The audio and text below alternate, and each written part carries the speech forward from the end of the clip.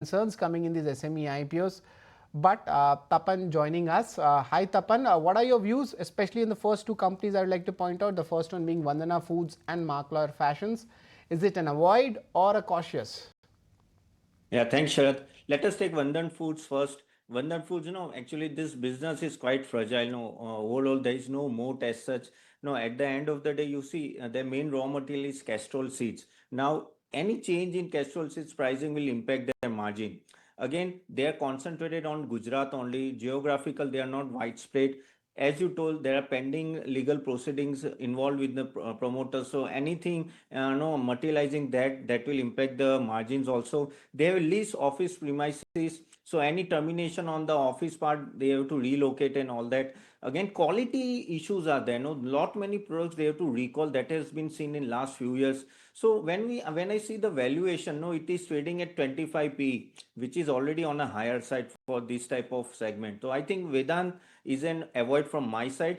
Let me take Mark Lore Fashions. Now again, the if you see the last 3 years sales growth, now it's almost 6% only, which is quite low for the retail company.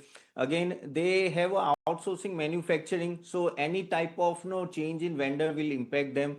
They have a tough competitions against Metro, Bata, Relaxo. Also, they have to maintain almost 800 plus design inventory. So you can imagine, such a big inventory they have to keep it. Pending tax litigation is there. Again, they are expanding to 15 stores. So execution risk is there if something goes wrong on that part.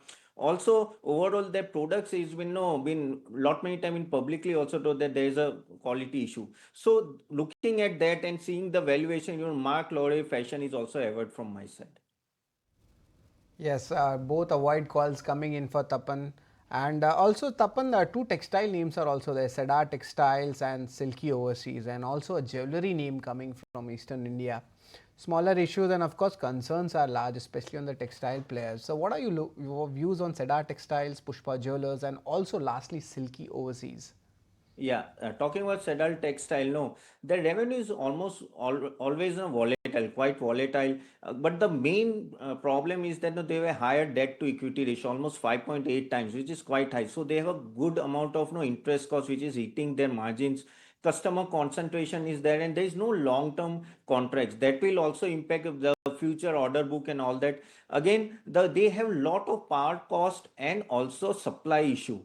Okay, so we have seen even the labor also they are facing issue. They have a single manufacturing location risk and high dependence on Bangladesh export. As we know, our relationship with Bangladesh is not so great. So anything of impact that will impact their profitability. Again, logistics and distribution challenges are there.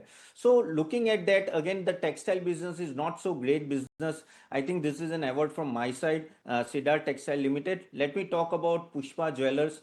Pushpa Jewelers is much more depending on the no, gold prices, volatility. So you know that if the gold price goes and up down, their margin will also go up and down. Again, they have to keep lot of working capital because of this.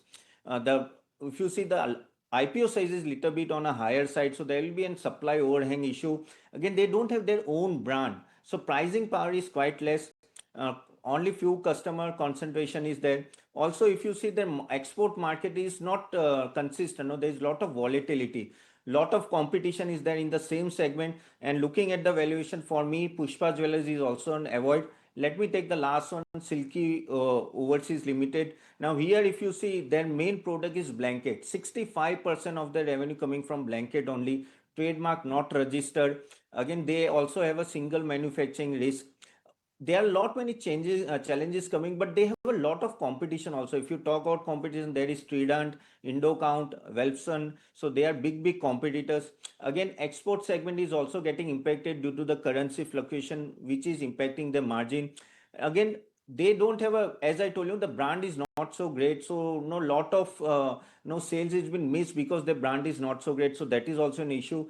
They have a good labor size. Okay, so any type of no problem there, that will also impact their operations also. So looking at all this and also the valuation, for me, Silky Overseas Limited is also an avoid. Okay, so That's a roundup of all the SME IPOs doing the rounds in the market at present, and consider the recommendations coming in from our experts. Tapan, thank you so much for all the recommendations, and Sharad, thank you to you as well for giving us all of these details. Moving ahead, Indian